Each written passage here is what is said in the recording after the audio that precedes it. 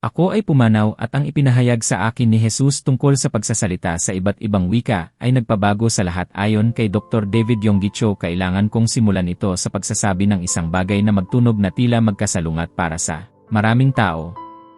Ako ay pumanaw at pagkatapos lamang yon ko naunawaan na ang karamihan sa aking mga panalangin ay mahihina. Ako ay isang pastor.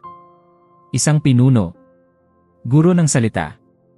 Maraming taon na akong nananalangin sa ibang wika. Ngunit noong tumayo ako sa harap ni Jesus, napagtanto ko na ang pagkaalam sa kaloob ay hindi kapareho ng paggamit sa kaloob ayon sa kanyang binalak. Nagkaroon ka na ba ng pakiramdam na ikaw ay nananalangin, nag-aayuno, naniniwala ngunit tila walang nagbabago? Naitanong mo na ba sa iyong sarili kung bakit ang ilang labanan ay tila hindi sumusuko? Ako rin ay nagtatanong noon. Hanggang sa dumating ang araw na ang lahat ay huminto. Noong ako ay nasa harap niya, isa sa mga unang bagay na ipinaunawa sa akin ni Jesus ay isang bagay na sumira sa marami sa aking mga pinakalumang katiyakan, walang panalangin na walang kinikilingan. Walang salitang lumalabas sa ating bibig na tunog lamang. Sa espiritual na mundo, ang bawat panalangin ay may dalang bigat o otoridad o kaya ay kawalan ng laman. At ito ay tumagos sa akin ng malalim dahil napagtanto ko na sa loob ng maraming taon ay nanalangin ako ng may katapatan. Ngunit madalas ay walang espiritual na kamalayan sa kung ano ang tunay na nangyayari sa kabila ng nakikita ng aking mga mata. Ipinakita sa akin ni Jesus na kapag ang isang anak ng Diyos ay nananalangin lamang gamit ang likas na pag-unawa, na limitado ng takot, pagkabalisa, o pag-aalinlangan, ang panalangin iyon ay umaakyat nga ngunit hindi ito tumatagos. Ito ay isinisilang sa puso, dadaan sa isip, ngunit namamatay bago pa man masira ang espiritual na belo. At pagkatapos ay ipinaramdam niya sa akin ang isang bagay na hindi ko na makakalimutan, ang langit ay hindi sarado, ngunit maraming panalangin ang dumarating na masyadong mahina upang manatili doon sa itaas. Naramdaman mo na ba yon? Natapos mo na ba ang isang panalangin at kahit nagsabi ka ng amen, may isang bagay sa loob mo na nagsasabing may kulang? Humingi ka na ba sa Diyos ng kapayapaan ngunit nanatiling balisa? Nanalangin ka na ba para sa direksyon at kahit ganoon ay lumabas kang lito? Hindi ito nangangahulugang hindi nakinig ang Diyos. Nangangahulugan ito na sinubukan mong lumaban sa isang espiritual na digmaan gamit lamang ang mga salitang pantao. Ipinaunawa sa akin ni Jesus na ang pananalangin sa ibang wika ay hindi isinisilang mula sa emosyon, o sa isip, o sa espiritual na pagganap. Ito ay isinisilang sa isang lugar kung saan ang sarili ay hindi nakakapasok. Kapag ang espiritu ay nananalangin sa pamamagitan natin, walang mga filter, walang pagsusuri, walang takot na magkamali sa mga salita.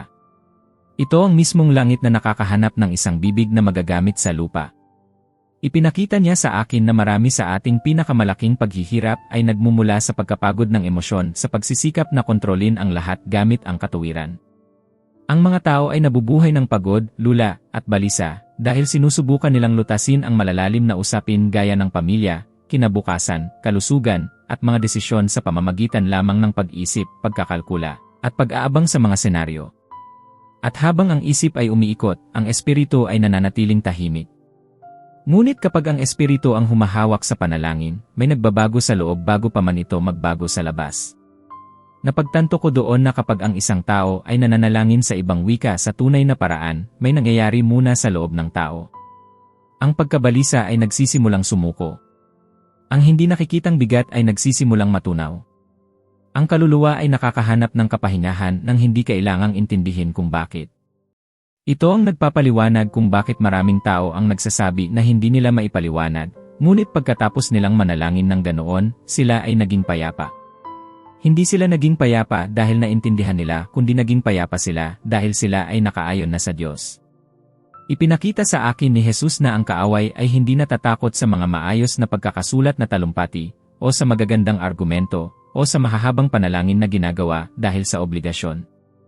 Ang tunay na nagpapagalaw sa espiritual na mundo ay kapag ang isang tao ay sumusuko at hinahayaan ang espiritu na manalangin para sa mga bagay na hindi pa kayang buuin ng tao. Sa sandaling iyon, ang mga desisyon ay nagsisimulang maiayos, ang mga maling pinto ay nagsasara ng walang hirap, at ang mga pagliligtas ay nangyayari ng walang anunsyo. At pagkatapos ay may isang seryosong bagay na ipinihayag sa akin, maraming tao ang pagod na sa espiritual hindi dahil kakaunti silang manalangin, kundi dahil nananalangin lamang sila gamit ang sarili nilang lakas. Sinusubukan nilang panatilihin ang espiritual na buhay sa pamamagitan ng disiplina, gayong ang inaalok ng Diyos ay pagtitiwala sa Kanya. Sinusubukan nilang panatilihin ang pananampalataya sa pamamagitan ng kontrol, gayong ang espiritu ay gumagalaw sa pamamagitan ng pagsuko. Ipinaranas sa akin ni Jesus ang pagkakaiba. Kapag ang panalangin ay isinisilang lamang mula sa tao, dala nito ang bigat ng tao. Ngunit kapag ito ay isinisilang mula sa espiritu, dala nito ang kapahingahan ng Diyos. Kaya naman, kahit sa gitna ng kaguluhan, ang isang taong nananalangin sa espiritu ay nananatiling matatag, habang ang iba ay gumuho na sa loob. At sa sandaling iyon, naging malinaw sa akin, ang manalangin sa ibang wika ay hindi pagtaka sa katotohanan, kundi pagharap sa katotohanan mula sa pananaw ng langit. Ito ay pagpapahintulot sa Diyos na ayusin ang mga bagay na ang isip ng tao ay nagagawa lamang lituhin. Kaya naman, bago ang anumang panlabas na pagbabago, ang pagbabago ay nagsisimula sa loob. Ang langit ay hindi nagsisimula sa pagbabago ng mga sitwasyon. Nagsisimula ito sa pag-aayos ng espiritu. Doon, sa harap ni Jesus, naunawaan ko na maraming sagot na hinahanap natin ang hindi dumarating sa anyo ng paliwanag, kundi sa anyo ng panloob na pagpapalakas. At ang pagpapalakas na ito ay nangyayari kapag ang panalangin ay hindi na lamang pagsasalita, kundi nagiging agos.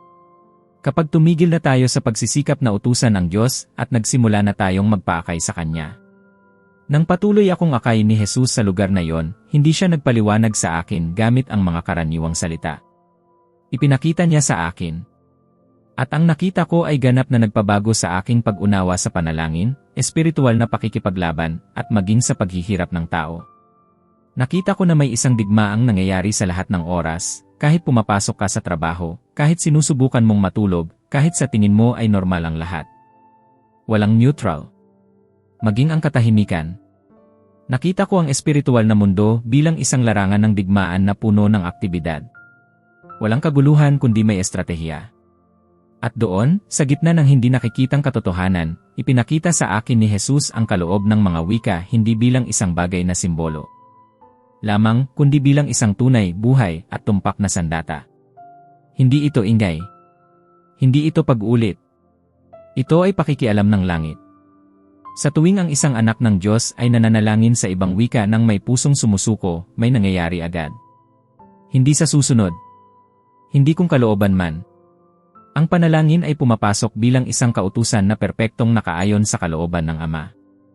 Ang mga tanikala na walang nakakakita ay napuputol.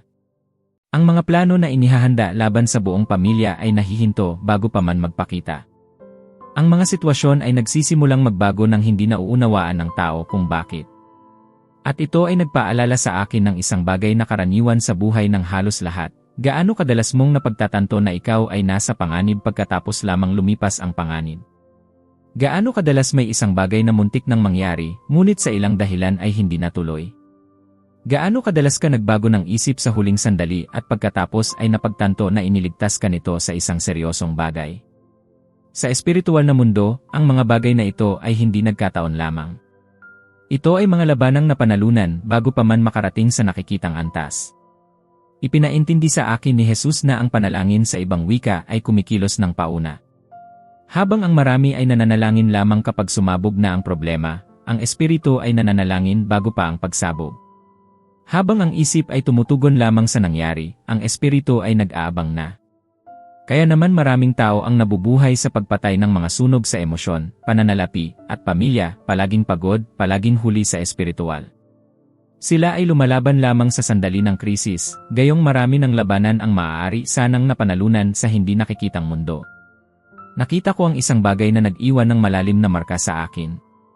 Nakita ko ang isang karaniwang ina, walang mikropono, walang titulo, nananalangin sa ibang wika sa simpleng paraan, halos pabulong, habang gumagawa ng mga gawaing bahay. At bawat salitang pinalalabas ay nagpapagalaw ng mga espiritual na puwersa na sumusubok na palibutan ang kinabukasan ng kanyang anak. Hindi niya alam ang mga detalye. Hindi niya alam ang mga panganib. Ngunit alam ng espiritu. At iyon ay sapat na.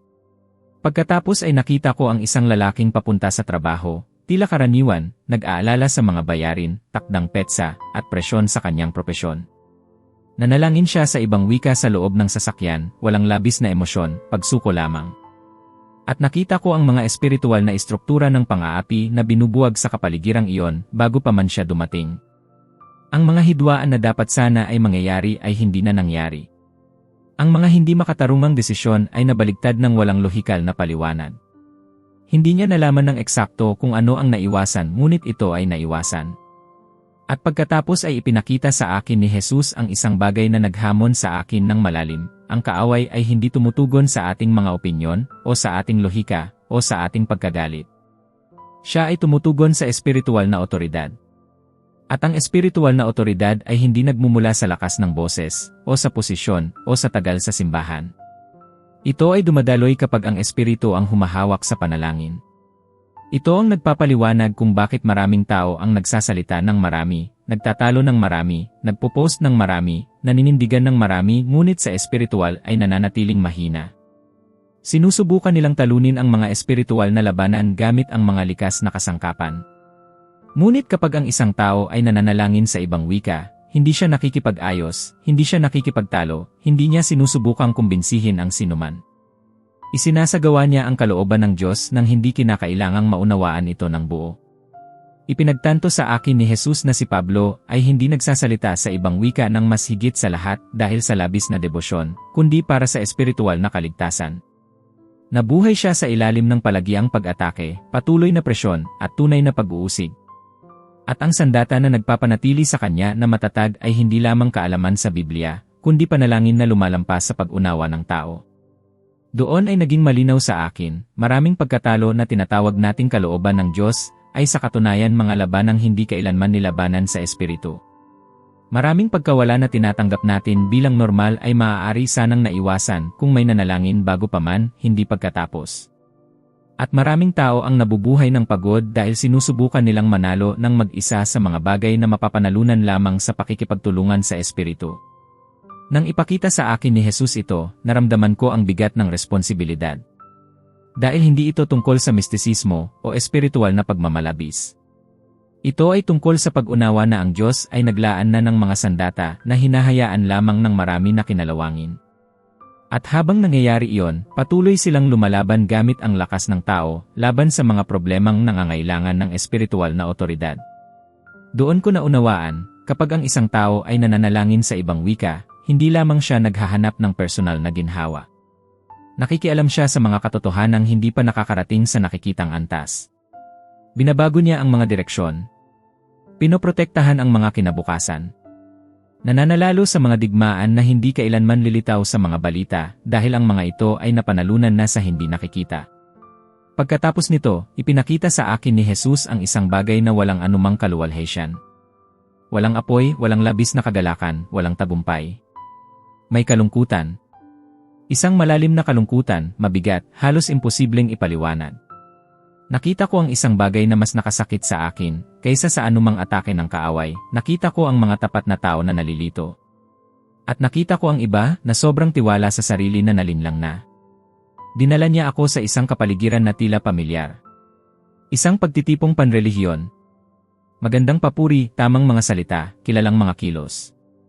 Mga taong nagsasalita sa ibang wika. At gayon pa man, may isang bagay na talagang mali. Sa espiritual na mundo, walang gumagalaw. Walang sagot. Walang reaksyon. Walang otoridad. Ito ay ingay na walang bigat. Kilusan na walang buhay. At pagkatapos ay narinig ko ang tinig ni Jesus, hindi matigas, kundi malungkot. Isang sakit na hindi nagmula sa paghatol kundi sa pagkabigo, sila ay nagsasalita, ngunit hindi dumadaloy. Ginagamit nila ang kanilang mga labi, ngunit ang puso ay hindi sumusuko. Sa sandaling iyon, naunawaan ko ang isang bagay na ayaw tanggapin ng marami, hindi lahat ng wikang binibigkas ay espiritual, kahit sa loob ng simbahan. Ang ilan ay isinisilang mula sa panggagaya.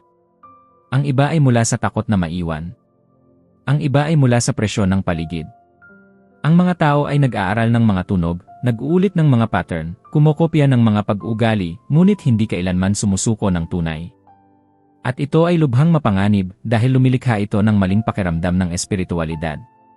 Iniisip ng tao na siya ay puno, gayong sa katunayan ay walang laman. Iniisip niyang protektado siya, gayong siya ay nakalantad. Ipinakita.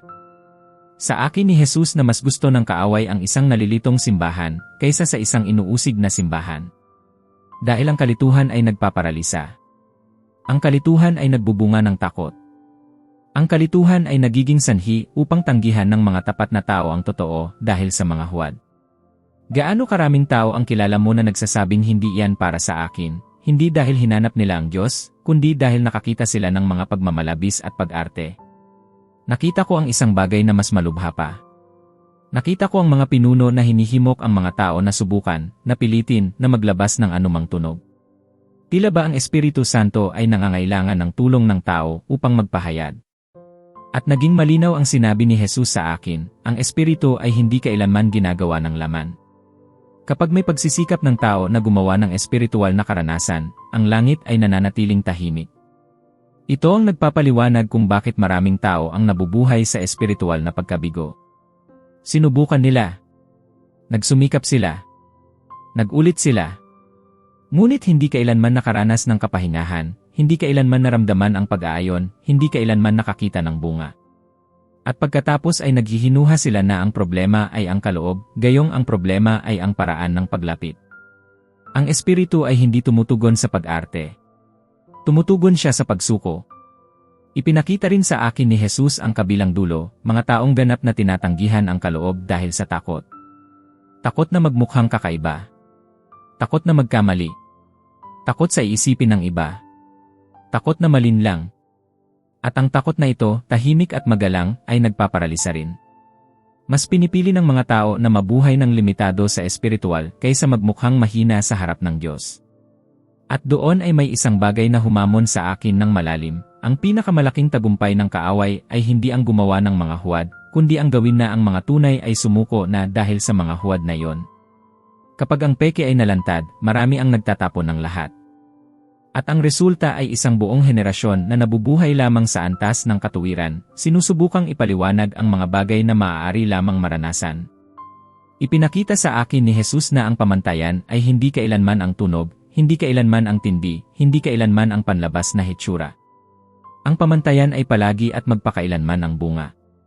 Kung saan ang espiritu ay nananalangin, ang mga buhay ay nagbabago. Kung saan ang espiritu ay nananalangin, ang pagkatao ay inaayos. Kung saan ang espiritu ay nananalangin, ang tao ay nagiging mas sensitibo, mas mapagkumbaba, mas masunurin, at hindi lalong nagiging mayabang. Doon ko naunawaan ang isang bagay na nagpanginig sa akin sa loob, may mga taong sobrang tiwala sa kanilang espiritualidad na magugulat na lamang. At may mga taong hindi sigurado, tahimik, halos hindi napapansin, na mas nakaayon sa langit kaysa sa iniisip nila. Dahil ang Diyos ay hindi tumutugon sa panlabas na tiwala. Tumutugon siya sa panloob na katotohanan. Hindi ipinakita sa akin ni Jesus ito upang magdulot ng takot, kundi upang tumawag sa kadalisayan. Kadalisayan ng motibasyon. Kadalisayan ng intensyon. Kadalisayan ng puso. Ang tunay na kaloob ay hindi kailanman itinuturo ang nagsasalita. Palagi itong itinuturo si Kristo. Palaging nagbubunga. Palaging gumagawa ng tunay na pagbabago simula sa loob patungo sa labas. At sa sandaling iyon, naramdaman ko ang bigat ng pagpapahayag na ito, hindi sapat ang magsalita. Hindi sapat ang makaalam. Hindi sapat ang dumalo. Kailangan nating maging totoo sa harap ng Diyos, kahit na ang ibig sabihin nito ay aminin na hindi pa natin alam, na may takot pa tayo, na kailangan pa nating matutong sumuko. Dahil sa kaharian, ang katapatan ay palaging nauuna sa kapangyarihan. Pagkatapos nito, ipinakita sa akin ni Jesus ang isang bagay na ganap na naiba. Hindi ito isang kapaligiran ng pagsamba, o isang malaking pagtitipon, o isang pambihirang sandali sa paningin ng tao. Ito ay ang pang-araw-araw. Ang karaniwang gawain. Mga simpleng tao na nabubuhay sa karaniwang mga araw. At doon ko mismo naunawaan kung saan ipinapakita ng kaloob na ito ang kanyang pinakamatatag na lakas. Nakita ko ang mga taong gumigising ng pagod, humaharap sa presyon sa trabaho, mga huling bayarin, mga away sa pamilya, mga mahihirap na desisyon. Walang kahanga-hanga. Walang masyadong espiritual. At gayon paman, ang mga taong ito ay may dalang panloob na katatagan na hindi tumutugma sa mga panlabas na sitwasyon. Hindi ito pagtanggi sa katotohanan. Ito ay panloob na lakas. Ipinagtanto sa akin ni Jesus na ang pinakamalaking epekto ng panalangin sa ibang wika ay hindi nagsisimula sa labas kundi nagsisimula sa loob. Bago baguhin ang mga sitwasyon, inaayos nito ang loob ng tao. Ang isip ay kumakalma. Ang puso ay umaayon. Ang mga emosyon na dati ay nagdodomina ay nagsisimulang mawala ng lakas. Hindi dahil nawala ang mga problema, kundi dahil tumigil na ang tao sa pagharap sa mga ito ng mag-isa. Gaano karaming tao ngayon ang nabubuhay sa pagkapagod ng emosyon? Ayon sa mga estatistika, ang karamihan sa mga tao ay nabubuhay sa palagiang pagkabalisa, pakiramdam ng pagkalula, at kahirapan sa paggawa ng malilinaw na desisyon.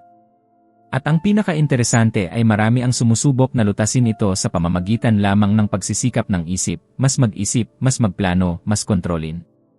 Ngunit nakita ko na ang mga nananalangin sa espiritu ng regular ay may dalang isang bagay na bihira ang tahimik na kalinawan.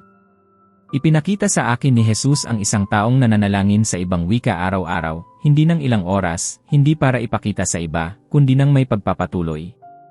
At ang taong iyon ay gumagawa ng mas mabubuting desisyon nang hindi maipaliwanag kung bakit. Iniiwasan niya ang mga hidwaan na dati ay hindi maiiwasan. Napapansin niya ang mga babala ng mas maaga. Mayroon siyang pakiramdam na magsabi ng hindi kung kailan dati ay sasabihin niya ang dahil sa takot. Inaayos ng espiritu ang loob bago pa mangyari ang pagkakamali. At ito ang nagpapaliwanag sa isang bagay na naramdaman na ng marami, ngunit hindi kailanman nalaman kung paano pangalanan. Nagkaroon ka na ba ng kakaibang kapayapaan bago ang isang mahirap na desisyon? Nagbago ka na ba ng daan nang hindi maipaliwanag ang dahilan at pagkatapos ay napagtanto na ito ay isang pagliligtas? Naramdaman mo na ba na hindi ka dapat pumunta sa isang lugar, gumawa ng isang negosyo, o magpilit sa isang bagay at sumunod ka ng hindi naiintindihan? Ang ganitong pagkilala ay hindi isinisilang sa pagkakataon lamang. Isinisilang ito sa isang sensitibong espiritu. Ipinakita sa akin ni Jesus na ang panalangin sa ibang wika ay lumilikha ng isang uri ng patuloy na pagiging malapit sa Diyos. Hindi ito isang okasyon. Ito ay isang kalagayan. Ang tao ay nagsisimulang makakita sa mundo ng may higit na kalaliman. Mas kaunting pabigla-biglang reaksyon, mas higit na pagkilala. Mas kaunting pagkabigla, mas higit na katatagan. Hindi nito ginagawang perpekto ang isang tao, ginagawa itong nakaayon sa Diyos. At may isang napakahalagang bagay na naging malinaw, ang nananalangin sa espiritu ng may pagpapatuloy ay hindi. Nagiging mas espiritual sa relihiyosong kahulugan. Nagiging mas tao siya sa malusob na kahulugan. Mas balanse. Mas naroroon. Mas matatag ang emosyon. Ang mga pagsasaliksik tungkol sa espiritualidad at kagalingan ay nagpapakita na ang mga regular na espiritual na gawain ay nagpapababa ng antas ng malalang stress, nagpapataas ng katatagan ng emosyon, at nagpapatibay sa pakiramdam ng layunin. Nakita ko itong nangyayari ng buhay, praktikal, at araw-araw. Ipinakita rin sa akin ni Jesus na maraming tao ang sumusuko ng maaga dahil inaasahan nilang makaramdam ng isang bagay na pambihira araw-araw. Ngunit ang pinakamalaking himala ay hindi ang makaramdam ng panginginig kundi ang mapagtanto na ikaw ay nagbago. Na iba ka ng tumugon. Na iba ka ng mag-isip. Na hindi ka na gaanong nahihirapan sa mga bagay na dati ay sumisira sa iyo sa loob. At pagkatapos ay ipinaunawa niya sa akin ang isang bagay na napakasimple at napakalalim. Kapag ang espiritu ay nananalangin para sa iyo, inihahanda ka rin niya para sa darating. Maraming sagot ang hindi pa dumarating dahil hindi ka pa handang pasanin ang mga ito. Ngunit habang nananalangin ka sa espiritu, may isang bagay sa loob mo na pinalalakas upang kayanin ang mga bagay na napagpasyahan na ng Diyos na ibigay. Ang resulta ay hindi isang buhay na walang mga problema. Ito ay isang buhay na may sapat na panloob na istruktura upang tawirin ang mga ito. Ito ang dahilan kung bakit ang ilang tao ay humaharap sa mga krisis at hindi nababasag, habang ang iba ay nababasag na bago pa man dumating ang krisis. Hindi ito lakas ng emosyon. Ito ay pag-aayon ng espiritu. Doon ko naunawaan na ang kaloob na ito ay hindi lamang ibinigay para sa mga sandali ng matinding digmaan, kundi para sa pang-araw-araw. Upang panatilihin ang isip. Upang bantayan ang puso. Upang panatilihin ang pagiging sensitibo. Upang mabuhay ng may higit na kamalayan sa presensya ng Diyos sa gitna ng karaniwang gawain. At naging malinaw ang sinabi ni Jesus sa akin, ang natututong mabuhay ng ganito ay hindi umaasa sa mga espiritual na rurok. Nabubuhay siya sa pagpapatuloy. At kapag dumating ang bagyo, dahil palagi itong dumarating, ang taong ito ay hindi na kailangang tumakbo upang magpalakas. Siya ay malakas na. Dahil hinayaan niya ang espiritu na manalangin para sa kanya noong ang lahat ay tila normal pa. Bago magpatuloy, nais kong itanim mo ang isang punto, ang pinakamahalaga sa lahat ng nasabi na rito, dahil kung maintindihan mo ito, ang lahat ng iba pa ay magsisimulang magkaroon ng kahulugan. Ang kaloob ay hindi tungkol sa pagsasalita. Ito ay tungkol sa pagsuko. Wala sa mga ibinahagi ko ang para mangpahanga, magpalito, o lumikha ng isang bagong antas ng relihiyon. Ang lahat ay umiikot dito, kapag pinahintulutan mo ang espiritu na umakay, titigil ka sa pakikipaglaban ng mag-isa. Ang panalangin ay hindi na pagsisikap kundi pag-aayon. Ang pananampalataya ay hindi na bigat kundi suporta. At ang espiritual na buhay ay hindi na teorya kundi nagiging isang bagay na buhay, praktikal, at araw-araw. Kung ang nilalamang ito ay nagkaroon ng epekto sa iyo sa anumang antas, maging ito ay paghamon, pagbibigay ng linaw, o paggising sa isang bagay na natutulog, hindi ito nagkataon. Ibig sabihin ay may isa pang baitang na dapat mong akyatin. At sa susunod na video, akyatin natin ang baitang na yon ng magkasama. Isang hakbang pa. Isang antas pa ng pag-unawa. Isang tunay na pagsulong upang maging 1% na mas mabuti, mas may kamalayan, at mas nakaayon kaysa sa kung ano ka ngayon. Bago umalis, nais kong magpasalamat ng tapat sa pagpunta rito, sa paglalaan ng oras, atensyon, at puso. Kung ang nilalamang ito ay nakatulong sa iyo, sulit din na tulungan ang channel, iwanan ang iyong like, magkomento, at ibahagi ito. Pinapalakas nito ang mensaheng ito at ginagawa nitong maabot ang mas maraming tao na kailangan ding marinig ito. At kung nais mong humigit pa, ang maging bahagi ng komunidad na ito sa mas malapit na paraan, ang subscription sa channel ay nagbibigay sa iyo ng prioridad sa mga video, eksklusibong nilalaman, at mas direktang access sa lahat ng ating itinatayo rito ng magkasama. Ito ay isang paraan ng paglakad ng mas malapit, ng may kalaliman at pagpapatuloy. Inaasahan kita sa susunod na video. Dahil hindi ito tungkol sa panonood ng isa pang nilalaman. Ito ay tungkol sa patuloy na pagsulong. 1,200 piso ang tinatayang halaga ng suportang kailangan para sa misyong ito. Sa Mateo Kabanata 6 talata 33, pinaalalahanan tayo na hanapin muna ang kaharian. Sa ganap na ika-6 ng umaga tayo ay magsisimula.